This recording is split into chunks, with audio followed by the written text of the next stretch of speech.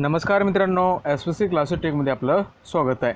मित्रांनो, ह्या व्हिडिओमध्ये आपल्याला बघायचं आहे class 8 general science lesson number 5 inside the item.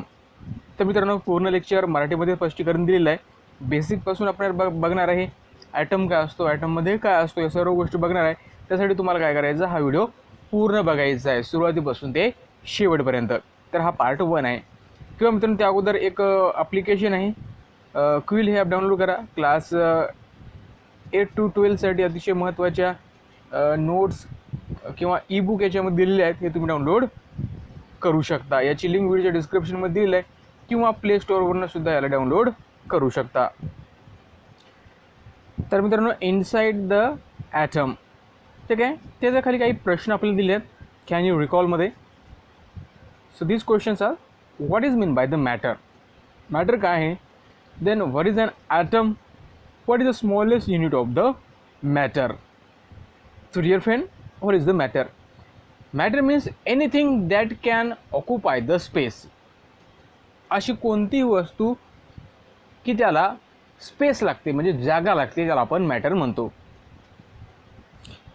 That may be solid, ते सॉलिड असू शकते. दॅट मे बी लिक्विड और गॅसेस. तुम्ही बघितलं असेल बलूनला ज्यावेळेस आपण फुगवतो त्यावेळेस काय होतं, बलून फुगतो. का फुगतो. एअर आपण ब्लो केल्यानंतर, कारण त्याच्यामध्ये आपण काय करत असतो, तर त्याच्यामध्ये आपण एअर एंटर करत असतो, ठीक आहे, बलूनमध्ये. आणि त्याच्यामुळे आपल्याला माहीत आहे की ज्याला काही जागा लागते, ठीक आहे, anything that has a mass and occupy the space, ज्याला मास आहे आणि स्पेस लागतो, ती गोष्ट म्हणजे काय आहे, त्याला आपण मॅटर म्हणतो. एनिथिंग दॅट हॅज अ मास, ठीक आहे, ज्याला मास आहे आणि ऑक्युपाय द स्पेस, ज्याला जागा लागते, त्याला आपण मॅटर असं म्हणतो, ठीक आहे. Then what is the item.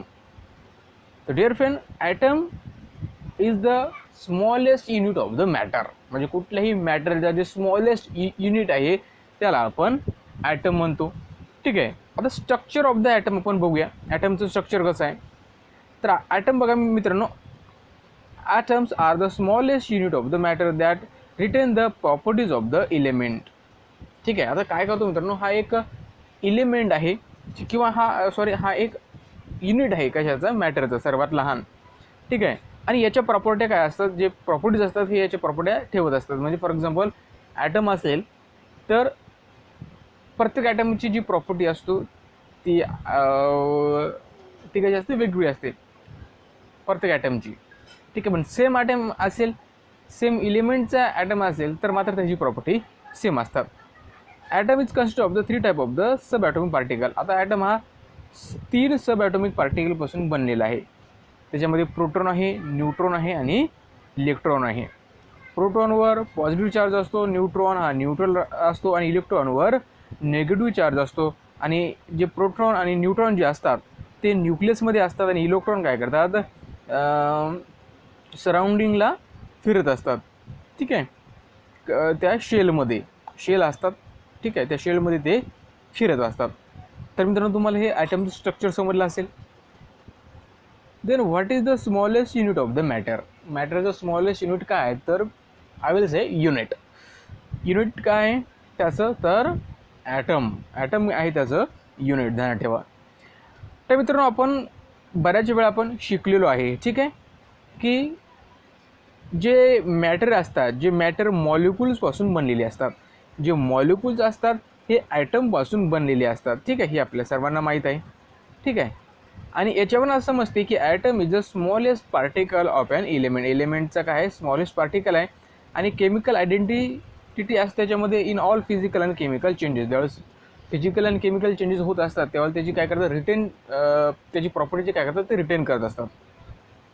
आता एक टेबल आपल्याला दिलेलं आहे. टेबलवरून आपल्याला सांगायचं आहे की तो ॲटम आहे की मॉलिक्युल्स आहे, त्यानंतर सिंगल टाईप ऑफ ॲटम आहे का त्याच्यामध्ये, की डिफरंट टाईप ऑफ ॲटम आहे. तर बघा मित्रांनो, सर्वात अगोदर आपण वॉटर बघूया. वॉटरचा फॉर्म्युला काय मित्रांनो, तर H2O त्याचा फॉर्म्युला आहे.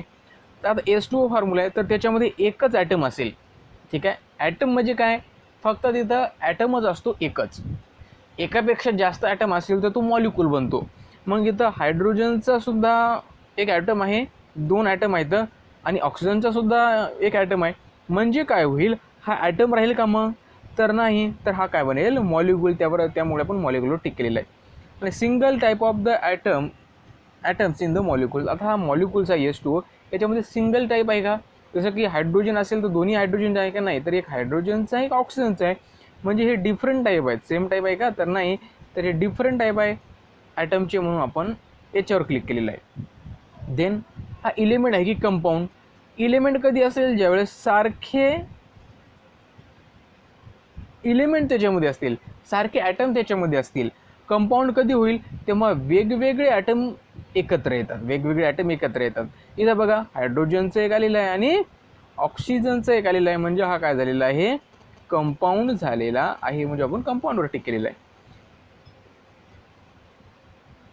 तर मित्रांनो लक्षात घ्या मी काय सांगतो. इथं बघा, ऑक्सिजनचा फॉर्म्युला आहे O2. इथं 2 ऑक्सिजनचे ॲटम आहेत. दोन्ही कसे आहेत? सारखे आहेत. म्हणजे बघा, 2 ॲटम आहेत म्हणजे ॲटम नाही, हा काय आहे? मॉलिक्यूल झालेला आहे. मॉलिक्यूल टिकलेला आहे. आणि दोन्ही सिंगल टाईप आहेत. सिंगल टाईप म्हणजे काय? ऑक्सिजनचे 2 आहेत. दोन्ही ॲटम ऑक्सिजनचे आहेत म्हणून आपण याच्यावर टिकलेलं आहे. डिफरंट टाईप आहेत का? नाही. तर हा बघा, दोन्ही सिंगल टाईप असल्यामुळे, म्हणजे एकच ॲटम असल्यामुळे दोन्ही ऑक्सिजन आणि ऑक्सिजन, त्याच्यामुळे हा काय झालेला आहे? एलिमेंट झालेला आहे. त्यानंतर हेलियमचं बघा मित्रांनो. हेलियमचं बघा, हा एकच आहे ॲटम, त्यामुळे हा ॲटमच राहील. मॉलिक्यूल्स आहे का? तो तर नाही.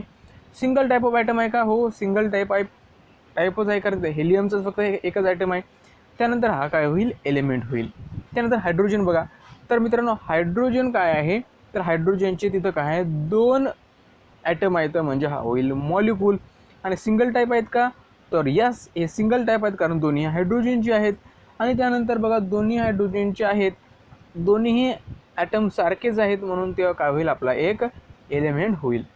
त्यानंतर अमोनियामध्ये नायट्रोजन आहे आणि हायड्रोजन आहे, म्हणजे काय होईल? हा मॉलिक्यूल्स होईल. सिंगल टाईप आहे का? तर नाही. तर वेगवेगळे दोन्ही ॲटम आहेत, म्हणून हा काय होईल? Different type of atom in a molecules. आणि हा डिफरंट टाईप असल्यामुळे हा काय होईल? कंपाऊंड. ओके. देन नायट्रोजन बघा मित्रांनो. नायट्रोजनचं जर तुम्ही बघितलं तर नायट्रोजनमध्ये हे काय आहेत? नायट्रोजनचे 2 ॲटम आहेत, म्हणजे हे एक मॉलिक्यूल होईल. सिंगल टाईप आहेत का? हो, हे दोन्हीही कसे आहेत? सिंगल टाईप आहे, एकच आहेत, नायट्रोजन. ठीक आहे. आणि नंतर हा काय होईल? एक एलिमेंट होईल. त्यानंतर CH4 बघा, कार्बन आहे आणि हायड्रोजन आहे, म्हणजे काय होईल? हे एक मॉलिक्यूल होईल. सिंगल टाईप आहे का? तर नाही, हे डिफरंट टाईप आहेत, म्हणून आपण डिफरंट टाईप वर क्लिक करणार. त्यानंतर बघा, एलिमेंट्स आहे का? तर नाही, हा कंपाऊंड आहे, कारण जे ॲटम आहेत ते वेगवेगळे आहेत. ठीक आहे. देन आर्गॉन कसं आहे? तर हे एक ॲटम आहे. सिंगल टाईप आहे का? हो, तर सिंगल टाईप आहे. ठीक आहे. आणि त्यानंतर बघा मित्रांनो, एलिमेंट आहे का? तर yes, it is a element. Then neon बघा. निऑन जर बघितलं मित्रांनो तुम्ही, तर हा सुद्धा एक ॲटमच आहे आणि single type of the atom आहे. हा सिंगलच type of atom in the molecule, म्हणजे एकाच प्रकारचे आहेत त्याच्यामध्ये. ठीक आहे. आणि हा सुद्धा एक एलिमेंट होईल. त्यानंतर जर तुम्ही क्लोरीन जर बघितलं तर हे तर मित्रांनो हे काय आहे? तर हे हा एक काय तर एक मॉलिक्यूल्स आहे. तर सिंगल टाईप आहे का? तर हो, कारण क्लोरीनचे 2 मॉलिक्यूल आहेत, म्हणून काय होईल? हा सिंगल टाईप होईल. त्यानंतर बघा मित्रांनो, हा काय होईल? एक एलिमेंट होईल. कारण एलिमेंट कधी असतो? कारण म्हणजे एलिमेंटमध्ये कधी असतो? जर त्या मॉलिक्यूल्समध्ये दोन्ही ॲटम सारखे असतील किंवा एकच असतील. म्हणजे हायड्रोजन असेल तर हायड्रोजन, ऑक्सिजन असेल तर ऑक्सिजन. तर मित्रांनो, या सगळ्या गोष्टी आपण बघितल्या. तर आता आपण बघूया. तर आपल्याला माहीत आहे की the smallest particle of the most of the substances are the molecules. म्हणजे सर्वात स्मॉलेस्ट पार्टिकल आहे कुठल्याही सबस्टन्सचा, दॅट इज द मॉलिक्युल्स. आणि जो molecules is made of the atom. जो मॉलिक्युल्स असतो कशावरून बनलेला असतो? ॲटमपासून बनलेला असतो. आणि जे molecules are formed by the chemical combination of the atom. म्हणजे ॲटमचं केमिकल कॉम्बिनेशन होते, यांच्यामध्ये काही अभिक्रिया होते, त्यानंतर मॉलिक्युल्स फॉर्म होत असतो. ठीक आहे मित्रांनो. तर हा कन्सेप्ट आपल्याला डिटेलमध्ये बघायचा आहे. त्यानंतर थोडक्यात बघूया, जे इंडियन फिलॉसॉफर होते. ठीक आहे. इंडियन फिलॉसॉफर होते, त्यांनी काय केलं? त्यांनी काय केलं? कनाद त्यांचं नाव होतं. 6व्या सेंचुरी BC मध्ये त्यांनी काय केलं? There is a limit to divide the matter into small particle. त्यांनी सांगितलं की कुठल्याही मॅटरला डिवाइड करत गेलो आपण, त्याचं एक शेवटचं लिमिट आहे, कारण तिच्या पलीकडे आपण डिवाइड करू शकत नाही. ठीक आहे. द इंडिव्हिजिबल. ठीक आहे. ठीक आहे. इनडिव्हिजिबल आहे म्हणजे त्याला आपण डिवाइड करू शकत नाही. Particle that constituent the matter we are named by the Kanad Muni as a परमाणू. तर मित्रांनो, जे काही असा लहानात लहान कण असेल कुठल्याही पदार्थाचा की त्याला आपण डिवाइड करू शकत नाही, ठीक आहे, इनडिव्हिजिबल आहे तो, त्याला त्यांनी नाव दिलं परमाणू नाव दिलं. काय नाव दिलं होतं? परमाणू. परमाणू म्हणजे काय तर स्मॉलेस्ट पार्टिकल. परमाणू म्हणजे काय तर smallest particle. He also stated that the परमाणू इज इनडिस्ट्रक्टिबल म्हणजे त्याला आपण नष्टही करू शकत नाही असं त्यांनी सांगितलं. त्याला नाशवंत आहे म्हणजे त्याला आपण डिवाइड करू शकत नाही किंवा त्याला आपण नष्ट करू शकत नाही असं त्यांनी सांगितलं कनाद्यांनी. तर ग्रीक फिलॉसॉफर डेमोक्रिटस, बघा आता एक ग्रीक तत्वज्ञ होते डेमोक्रिटस. यांनी काय सांगितलं 5व्या सेंचुरीमध्ये? Stated that the matter is made of the very small particle of this cannot be divide. आणि त्यांनी सांगितलं की मॅटर अशा एक कणापासून बनलेलं आहे की एक कण की त्याला आपण डिवाइड करू शकत नाही. Smallest particle of the matter was name by the Democritus is an atom. आणि त्यांनी त्याला नाव काय दिलं होतं तर ॲटम नाव दिलं होतं. आता ग्रीक लँग्वेजमध्ये ॲटोमोस म्हणजे काय?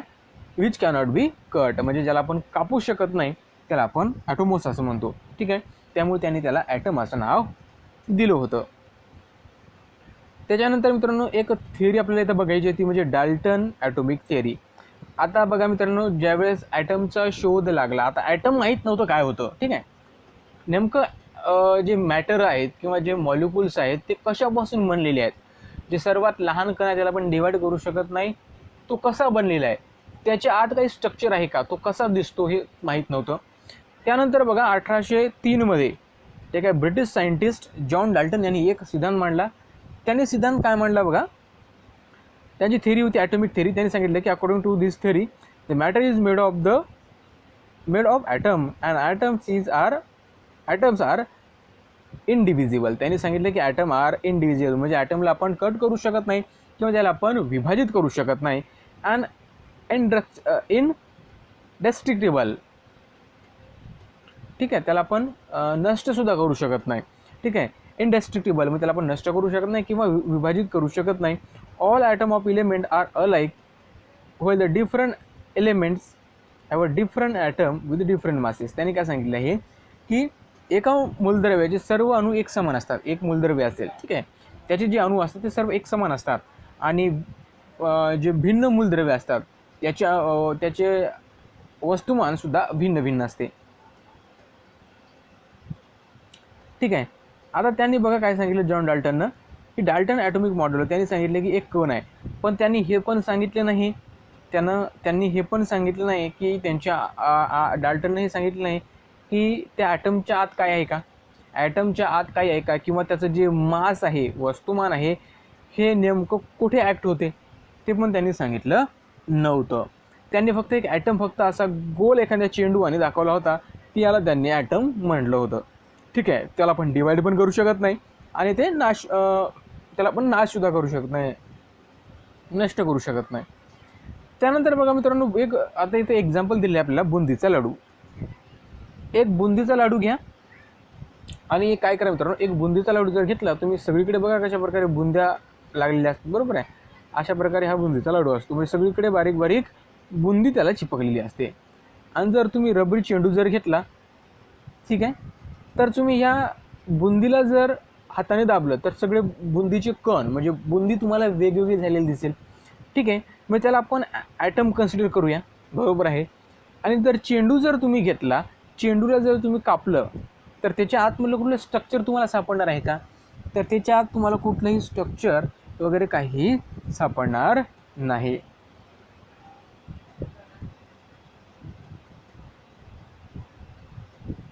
ठीक आहे. सापडणार का, तर नाही. तर डाल्टनने काय तेच सांगितलेलं आहे की डाल्टनने काय सांगितलं, Dalton turn out to be hard solid sphere with no internal structure according to the Dalton atomic theory the mass distributed uniformly in the atom. त्यांनी काय सांगितलं, जे मास आहे ते युनिफॉर्मली डिस्ट्रीब्युटेड आहे म्हणजे जे मास आहे, वस्तुमान आहे, सगळीकडे डिस्ट्रीब्यूट झालेलं आहे. पण थॉम्सननं सांगितलेलं आहे ते मात्र थोडं वेगळं होतं. त्यानंतर रुदरफोर्डनं सांगितलं ते सुद्धा वेगळं होतं, आपण त्याचा बघणारच आहे. त्यांनी काय सांगितलं की ॲटम अशा प्रकारे बनलेला आहे आणि त्याचं मास सगळीकडे डिस्ट्रीब्यूट झालेलं आहे. त्यानंतर जे थॉमस यांनी काय सांगितलं बघा, जे थॉमस यांनी सांगितलं की त्यांनी एक एक्सपेरिमेंट केला. त्या एक्सपेरिमेंटच्या माध्यमातून त्यांनी सांगितलं की negative charge particle inside the atom have a mass 1800 time less than the hydrogen atom. त्यांनी काय सांगितलं की ॲटममध्ये असा निगेटिव्ह चार्ज आहे, ॲटममध्ये असा निगेटिव्ह चार्ज आहे की त्याचं जे मास आहे ते 1800 टाइम्स म्हणजे 1800 गुणा कमी आहे. कशापेक्षा? हायड्रोजनपेक्षा. हायड्रोजनपेक्षाही त्याचं वेट 1800 गुणा कमी आहे, जे थॉमस यांनी सांगितलं. नंतर त्यांनी काय केलं, त्याला नाव काय दिलं, त्यांनी त्याला नाव दिलं इलेक्ट्रॉन. त्यांनी त्याला नाव काय दिलं, electron. Common substances are usually electrically neutral. आता सर्वांना माहिती आहे जे कॉमन सबस्टन्सेस असतात, कुठलाही सबस्टन्स घ्या तो इलेक्ट्रिकली न्यूट्रल असतो, सर्वांना माहीत आहे. ठीक आहे. Obviously the molecules of the substance and atom which combine chemically to form molecules are electrically neutral. म्हणजे की कुठलाही मॉलिक्युल्स असतो, जर तो रासायनिक संयोगातून बनलेला असेल, केमिकल कॉम्बिनेशन तो बनलेला असेल, तर तो विद्युत प्रभारदृष्ट्या म्हणजे त्याला आपण म्हणूया तो इलेक्ट्रिकली कसा असतो, न्यूट्रल असतो. ठीक आहे. But the electrically neutral in a spite of having a negative charge electron in it. पण आता सर्वात महत्त्वाचा प्रश्न असा होता की त्याच्यामध्ये नेगेटिव्हली चार्ज इलेक्ट्रॉन होते. निगेटिव्हली चार्ज इलेक्ट्रॉन असून सुद्धा तो इलेक्ट्रिकली न्यूट्रल कसा, म्हणजे त्याच्यामध्ये जर तो न्यूट्रल असेल, ठीक आहे, तर असं काय होतं त्याच्यामध्ये, कारण न्यूट्रल कसा आहे तो, कारण त्याच्यामध्ये तर इलेक्ट्रॉन आहेत, निगेटिव्ह चार्जवाले इलेक्ट्रॉन आहेत, तर ते कसा आहे. तर याच्यावर मित्रांनो थॉम्सन यांनी काय केलेलं आहे, त्यांनी त्यांचं एक एक्सपेरिमेंट मांडलेलं आहे. थॉम्सननं सांगितलेलं आहे की आता बघा जे थॉमस यांना माहीत नव्हतं की त्याच्यामध्ये पॉझिटिव्ह चार्ज पण असतील, कारण त्यांनी सांगितलं की त्याच्यामध्ये फक्त निगेटिव्ह चार्ज आहेत, आणि त्यांना एक समजलं नव्हतं की निगेटिव्ह चार्ज त्याच्यामध्ये कसे आहेत. कारण जर निगेटिव्ह चार्ज असेल तर ॲटम मग न्यूट्रल कसा असेल असं त्यांना प्रश्न पडला होता. मग याचं सर्वात स्पष्टीकरण ते दिलं ते Thomson's plum pudding model of atom यांनी केलेलं आहे. तर बघा मित्रांनो याच्यामध्ये आपल्याला काय सांगितलं हे आपण बघूया थोडक्यात.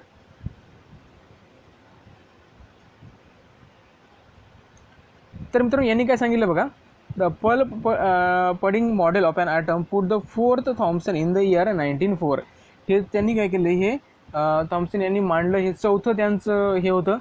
ठीक आहे, मॉडेल मांडलं होतं. त्यांनी काय सांगितलं 1904 मध्ये ॲटॉमिक स्ट्रक्चर काय सांगितलं त्यांनी, according to the model of the positive charge in distributed throughout the atom and negative charge electron are embedded in it. त्यांनी काय सांगितलं की जो ॲटम आहे त्याच्यामध्ये सगळीकडे पॉझिटिव्ह चार्ज आहेत, बरोबर आहे, आणि त्याच्यामध्ये जे निगेटिव्ह चार्ज आहे इम्बेडेड आहेत, म्हणजे घुसलेले आहेत.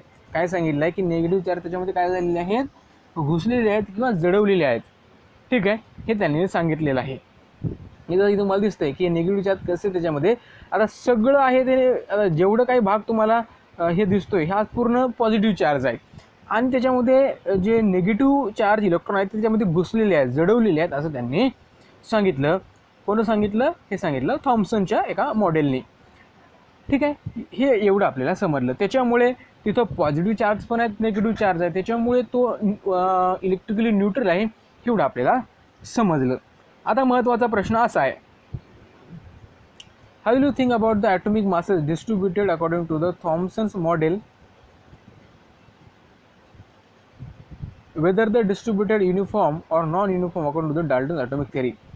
बघा डाल्टन ॲटॉमिक थेरीनं डाल्टनच्या सिद्धांत ऑलरेडी सांगितलेलं आहे की जे ॲटॉमिक मास आहे सगळीकडे सारखं डिस्ट्रीब्युटेड झालेलं आहे, बरोबर आहे, डाल्टन सांगितलं आहे. पण जे थॉम्सनचा जे सिद्धांत आहे तिथं काय सांगितलं आहे, तिथं जे इलेक्ट्रॉन आहेत, तिथं जे पॉझिटिव्ह चार्ज आहेत ते काय केलेले आहेत, सगळीकडे आहेत, आणि त्याच्यामध्ये निगेटिव्ह चार्ज काय झालेले आहेत, इम्बेडेड झालेले आहेत, म्हणजे घुसलेले आहेत. तर याच्यावरून असं आपल्याला समजतंय की या दोघांचंही जे म्हणणं होतं ते जवळपास समान होतं, कारण मास तर सगळीकडे समान होतं, पण यांचं म्हणणं होतं की मास सगळीकडे समान आहे, आणि यांचं म्हणणं असं झालं की निगेटिव्ह चार्ज तिथंच आहेत आणि पॉझिटिव्ह चार्ज सुद्धा तिथंच आहे. जर एक विशिष्ट तुकडा जर घेतला तर त्याचं मास मात्र सेमच बनणार, असं यांचं म्हणणं होतं ॲटमचा. तर मित्रांनो त्यासाठी एक एक्सपेरिमेंट करण्यात आला, त्याला आपण रुदरफोर्ड्स न्यूक्लिअर मॉडेल ऑफ ॲटम म्हणतो 1911 मध्ये. ठीक आहे, तर आता रुदरफोर्डनं काय केलं बघा, तर मित्रांनो एक एक्झाम्पल बघा, जर तुम्ही कॅरम खेळत असाल, ठीक आहे, कॅरम खेळत असाल, हा इथं कॉईन आहे एक, बरोबर आहे, आणि इथं तुमचा स्ट्रायकर आहे. या स्ट्रायकरनं जर तुम्ही या कॉईनवर जर स्ट्राईक केलं तर काय होईल, तर बघा मित्रांनो, जर स्ट्रायकरवर जर कॉईन केलं तर काय होईल, तुमचे जे हे कॉईन आणि स्ट्रायकर काय होईल, दोन वेगवेगळ्या डायरेक्शनने जातील, बरोबर आहे, एक इकडे जाईल एक इकडे जाईल, हे तुम्हाला समजले. पण स्ट्रायकर बघा, इथं कॉईन इथं आहे आणि स्ट्रायकर आपण इकडे सोडला तर काय होईल, स्ट्रायकर काय होईल, कुठलंही डिफ्लेक्शन डायरेक्शन न बदलता तो सरळ जाईल, जाणार की नाही. तर मित्रांनो हाच एक्सपेरिमेंट इथं आपल्याला रुदरफोर्डचा जो न्यूक्लिअर मॉडेल आहे याच्यामध्ये बघायचं आहे. काय केलं बघा तर रुदरफोर्ड त्यांनी काय केलं, हे एक्सपेरिमेंट 1911मध्येच मांडलं. त्यांनी काय केलं की एक अतिशय पातळ पत्रा घेतला सोन्याचा, बरोबर आहे, घेतला, त्याची जाडी होती 10⁻⁻⁴ mm, ठीक आहे, ही त्याची जाडी होती. आणि काय केलं, त्या पत्र्यावर काय केलं, bombardment it with the positively charge alpha particle. त्यांनी काय केलं, पॉझिटिव्ह चार्ज अल्फा पार्टिकलचं काय केलं, बंबार्डमेंट केलं, म्हणजे वर्षाव केला, किरणांचा मारा केला. ज्यावेळेस किरणांचा मारा केला त्यावेळेस काय झालं, alpha particle by means of the fluorescent screen around the gold foil, आणि त्याच्या बाजूने एक फ्लोरोसेंट काय होती, स्क्रीन होती, जेणेकरून आपण डिटेक्ट करू शकू की जे आपण अल्फा किरणाचा मारा केला ती कुठल्या डायरेक्शन जात आहे, आपण ते डिटेक्ट करण्यासाठी. नंतर त्यांच्या लक्षात काय आलं की बघा, काही जे अल्फा पार्टिकल आहेत get reflected from the gold foil if the positively charge mass were evenly distributed inside the atom. नंतर त्याच्या लक्षात असं आलं की काही जे कण होते त्यांच्या अशा अपेक्षा होती की जर सगळीकडे मास जर डिस्ट्रीब्युटेड असेल, म्हणजे सगळीकडे मास जर सारखा असेल, सगळीकडे पॉझिटिव्ह पार्टिकल असेल, सगळीकडे जर पॉझिटिव्ह पार्टिकल आहेत, सगळीकडे पसरले आहेत, जसं की आपल्याला थॉम्सनच्या याच्यामध्ये सांगितलं की सगळीकडे पॉझिटिव्ह पार्टिकल आहेत, बरोबर आहे, सगळ्या ॲटममध्ये पसरलेले. तसं असेल तर काय होईल, सगळे जे अल्फा पार्टिकल काय होतील ते रिटर्न यायला लागतील. का, कारण सगळीकडे तिथं पॉझिटिव्ह पार्टिकल आहेत. पण तसं झालं नाही. व्हॉट हॅपन देअर बघा, most of the alpha particle went straight through the foil.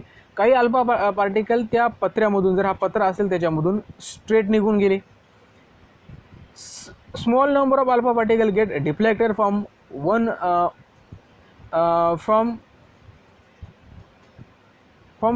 number of particles get deflected from the original path through a small angle. आता काय झाले, तर हा पत्रा होता, तर काही समोर निघून गेले कारण तिथं काहीच अडथळा नव्हता, ठीक आहे. तर काही झाले तर माझ्या मित्रांनो, तर काही काय झाले, थोडे प्रमाणामध्ये डिफ्लेक्ट झाले आणि काही पूर्णच वापस आले एकदम, ठीक आहे. असं झालं. असं का झालं, small number of alpha particle get deflected through the larger angle and surprisingly one of the particle out of the 20,000 bounce back in the direction opposite the original path. जसं की एक पार्टिकल असा गेला आणि तो असाच वापस आला त्या डायरेक्शननं. 20,000 पार्टिकलचा जर मारा केला त्यातला एक पार्टिकल असा झाला, बाकीचे काही पार्टिकल अशा प्रकारे अँगल तयार करून निघून गेले, काही स्ट्रेट गेले. तर याचा अर्थ असा झाला की गेला की जो गोल्ड फॉईल आहे किंवा गोल्ड फॉईलमध्ये जे ॲटम आहेत त्या ॲटममध्ये सगळीकडे पॉझिटिव्ह पार्टिकल नाहीत, फक्त सेंटरलाच पॉझिटिव्ह पार्टिकल आहे, ठीक आहे. त्यांनी काय केलं, मध्यभागीच फक्त पॉझिटिव्ह चार्ज आहे ते त्यांनी सांगितलं आणि बाकीकडं जे आहे, बाकीकडं काय आहेत, बाकीकडं मोकळी जागा आहे, देअर इज अ स्पेस, तिथं जागा आहे. मग त्यांनी काय सांगितलं, जे पॉझिटिव्ह पार्टिकल ते कुठे आहेत, फक्त सेंटरला आहेत.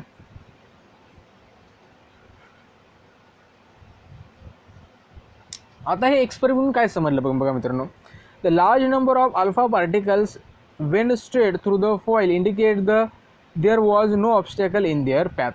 जे पार्टिकल स्ट्रेट निघून गेले थ्रू अ फॉईल, त्या पडद्यामधून, ठीक आहे, याचा अर्थ काय, तिथं कुठलाच अडथळा नाही, बरोबर आहे, एवढं तुम्हाला समजले. Then it means that there must be mainly and empty spaces inside the atom. याचा अर्थ त्या ॲटममध्ये सुद्धा एम्प्टी स्पेसेस असायला पाहिजे, ठीक आहे. देन बघा, alpha particle that get deflected through a small or big angle must have a face obstacle in their path. आणि जे काही अल्फा पार्टिकल जे काही डिफ्लेक्ट झालेले आहेत काही अँगलमध्ये, लार्जर किंवा स्मॉल, याचा अर्थ तिथं काहीतरी अडथळा असायला पाहिजे.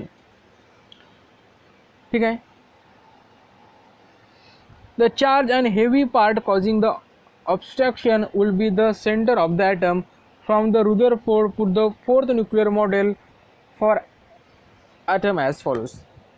त्यांनी काय सांगितलं मित्रांनो बघा, त्यांनी काय सांगितलं तर मित्रांनो की बघा की जे ॲटम रिटर्न झाले, जे ॲटम रिव्हर्स फिरले ते फक्त सेंटरवरच फिरले. ठीक आहे. आणि ॲटममध्ये अशी बरीच जागा रिकामी आहे, तिथनं ते ट्रान्सफर झाले किंवा पलीकडे ते गेले. इथं तुम्हाला समजेल. बघा हा रेड दिसतो, हा झाला न्यूक्लियस, म्हणजे तो पॉझिटिव्ह चार्ज आहे. नंतर बघा जे इलेक्ट्रॉन आहेत, पण इलेक्ट्रॉन तिथं खूप स्पेस आहे, त्याच्यामुळे जे काही अल्फा पार्टिकल आहेत ते सरळ स्ट्रेट ट्रान्सफर झाले त्या ॲटममधून. हा आपल्या रुदरफोर्डचा मॉडेल सांगतो. मग त्यांनी काय काय समोर मांडलं बघा आपलं. त्यांनी सांगितलं की there is a positively charge nucleus at the centre of an atom. त्यांनी काय सांगितलं, जे पॉझिटिव्ह चार्ज आहे, त्यांनी सांगितलं जे न्यूक्लियस आहे ते पॉझिटिव्ह चार्जचं आहे. ठीक आहे. आणि ते सेंटरला आहे.